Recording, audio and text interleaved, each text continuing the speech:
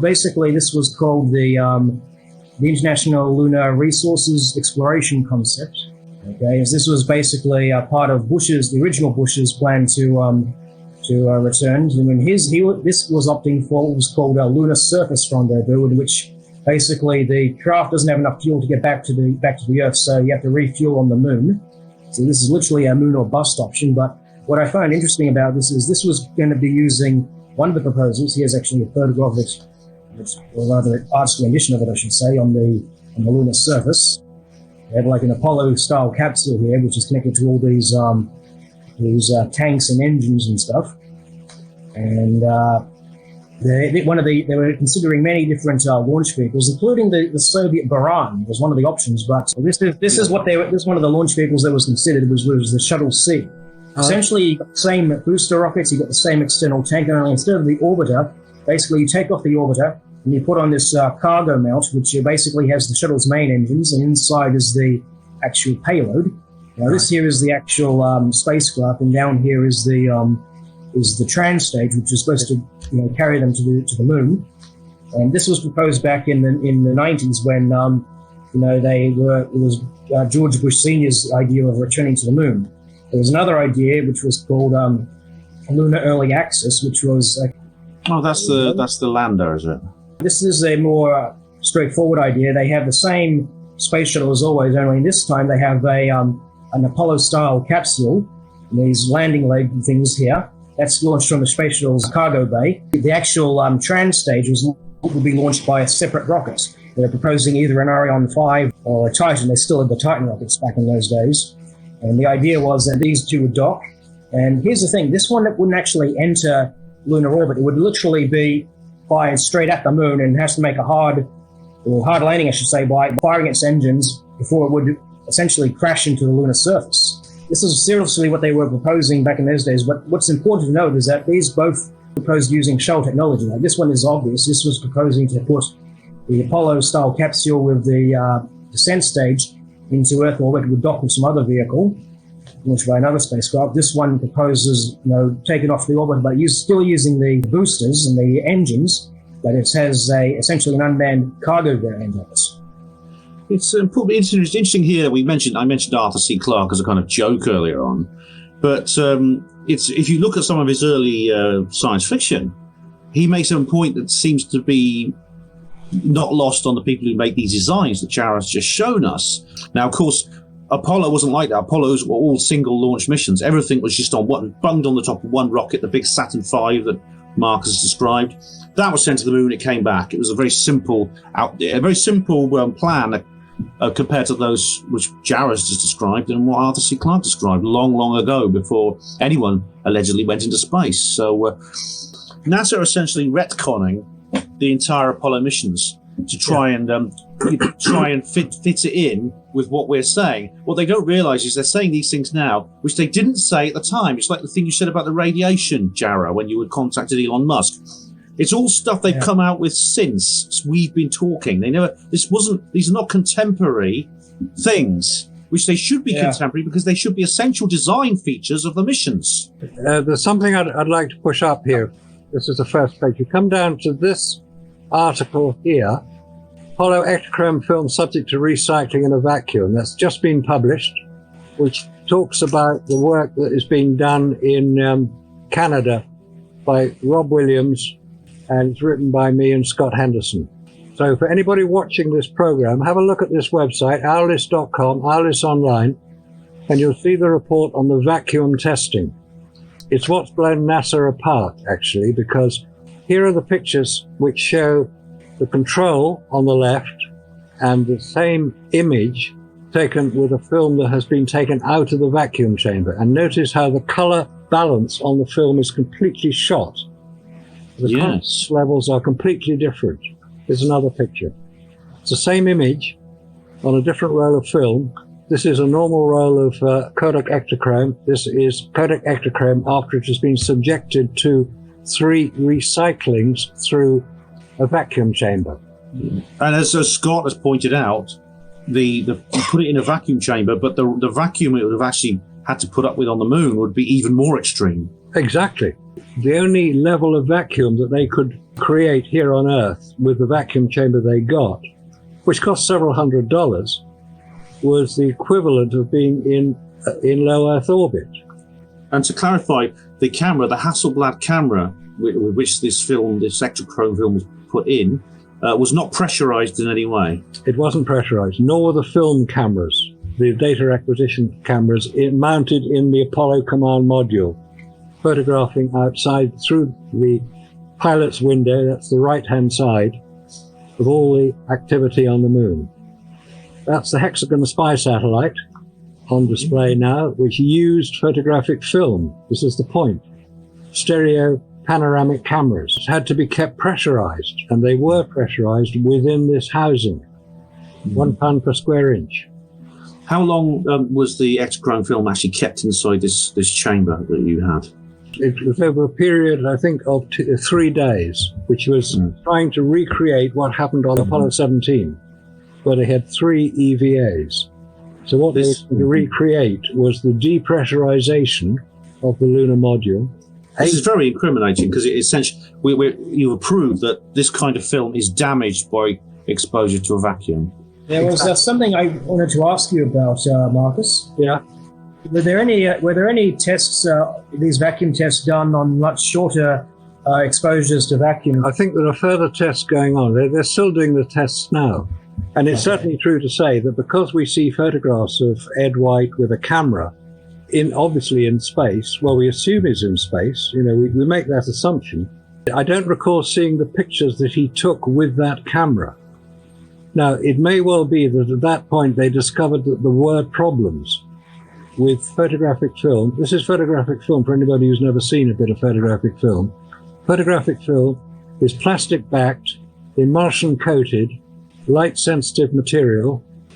One of the techniques of filming, if you want to alter the characteristics of a film, you basically pinch it with your fingers, or finger and thumb. You put pressure onto the film, and that will affect the film. And we're talking a vacuum on the moon of torr of 10 to the minus 11, which is a harder vacuum than can be created anywhere here on Earth. Even the Glenn Research Center in Ohio, which is what NASA used, and if you recall Brian Cox doing his dropping the ball and the feather at the same time, he was using the Glenn Research Center vacuum chamber to do it, to show that they both landed at the same time. Of course they would. There's no air in there, nothing to stop the feather falling down. But that can only pull a pressure of 10 to the minus 7, not the same as on the moon. But when you get this sort of image from something relatively light, a relatively low vacuum, this sort of distortion of the emulsion and the recording on the film, you've got to ask the question, how do they produce such beautiful studio quality images from the lunar surface? No worries, Marcus. Thanks for that. That's very interesting. Exclusive new information here, ladies and gentlemen, on the allowlist.com website. Andy, you there? I am, yeah. I was just, it's fascinating, really. I just wondered where Owlis actually got its name from. I don't know if Marcus knows. It's a Greek mythology name. Let's just say that this new article here from Phil Coots, who's written several brilliant articles on Moonbase and how they couldn't build one. It's a very interesting article about the critical thinking behind Apollo and what you should apply. So this is on our list as well? Yeah, this is on our list. It's only just been put up, so not everybody will have seen it. Anybody new to the Owlis website, you've got several days of reading to catch up with where we've got to. If you get round to simulating the much shorter durations with the Gemini, I'll just look this up here. The Gemini 4 spacewalk was only 20 minutes. On Gemini 12, Aldrin got about 2.5 hours outside on his EVA. He also had a standard EVA with just under an hour, 55 minutes. I think that would be a worthwhile thing investigating. I'm not sure if this is the same camera that they use and stuff. They had a few cameras, actually. There was this one called the Pilot Observer camera. I'm actually looking at it right now. Yeah, this is what they call the Gemini Pilot Observation camera. I think that's what they called it, which they use to film, reels of film inside the cabin. I'm not sure if this camera was pressurized, but by the looks of it, it looks like a sealed box almost. It would certainly be pressurized inside the cabin. because he isn't wearing a visor. Just saying, I'm not sure if they're using pressurized cameras on the Gemini and stuff, but I think it would be something that you should investigate for, for cross-referencing, just to make sure and everything. Yeah. When it comes to the Gemini. I know Skill will probably cite that in response to these new discoveries with the film in the vacuum chamber. Yeah. On the subject of the lunar base, which Phil Coots writes about, I remember, people said, well, would the Apollo astronauts live long enough to see another moon landing? When the Apollo missions actually happened, there was absolutely no question of it. Some of them were saying, well, when they're going to go back, they'll probably be going back in a couple of years. Well, if you read the science fiction, like I'm an Arthur C. Clarke fan, and if you read the science fiction of that era, they predict without a doubt that within a couple of decades there would be permanent bases on the moon. Regular space travel would become as routine as air travel. Expeditions to the outer planets, all these kinds of things. And I'm sure everyone was so excited that I'm sure if they could have seen forward in time to the year 2020, they would gasp in dismay. You look at technology, how it progressed over the years and stuff. Like back in the 60s, the only way, having a kinescope to record your favorite TV shows, that was a luxury back in those days. Then Betamax comes along. Oh wow, this is amazing and stuff. Then of course there's the format wars with VHS and everything like that. Now we've got Blu-ray, we've got streaming, we've got everything. That's just one example of how technology has just gotten better and better over the years. Somehow with the space program, this is the one technology that seems to have gone backwards. Oh, it's really, yeah. So it's not even stayed the same. It has literally gone backwards, as Phil Coots has demonstrated. No, Randy, he's uploaded a video of himself flying his plane because he's been accused of not being a real pilot. He's a real pilot. Yeah, someone filmed him, and actually they also uploaded the unedited version because the accusations went further, because they said, oh no, he could be a student pilot and the actual real pilot is the guy that's filming it, which was a bit of a silly thing, because you're letting your student be in full control of a plane whilst you're in charge of a video camera, which is not the done thing as an aviation person, I suspect. So they decided to put the unedited version, 20 minutes or whatever it was, up, that shows the whole thing of him being the actual pilot. So this is Randy, who will be discuss this in our next show. Yeah. Let's say Phil Platt has got some more explaining to do. If Phil Platt is one of Randy's protagonists, because now Randy has issued a challenge to debate online in public with him. All his trolls have been asked to debate with him, and not one of them has accepted. I traveled all the way to Las Vegas back in 2010, to track this plate guy down. He was actually appearing at one of James Randi's conventions. I called out Adam Savage during the Q&A session. I remember that. And he was like, entertainment, not science, which it flies in the face of what they were trying. They're going around saying, oh, it's busted this. I said, hey, you filmed you never slowed down the wire rig footage, and if you do that, you find it matches up nicely with the original Apollo 16 footage. And he was like, oh, I never thought of that. What we do is in science. We're an entertainment show, and our job is to demonstrate this and that, the scientific. I can forget exact words and stuff, but basically the gist of it was that, we're an entertainment show. Phil Plate, he was originally going to give me an interview with one of the representatives and stuff. It was a guy by the name of Austin Cooten.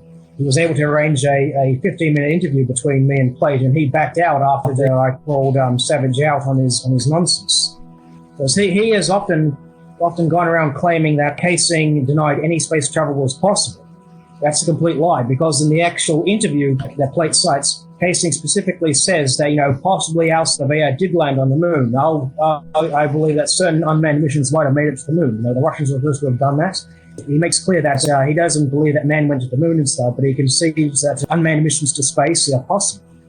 Yeah. Unmanned missions to the moon are possible. He even cites some of the space missions in his book. He cites the biosatellite, things like the various Tetra satellites that they had, for training astronauts and stuff. This is all in his book. He clearly knows that space travel is real.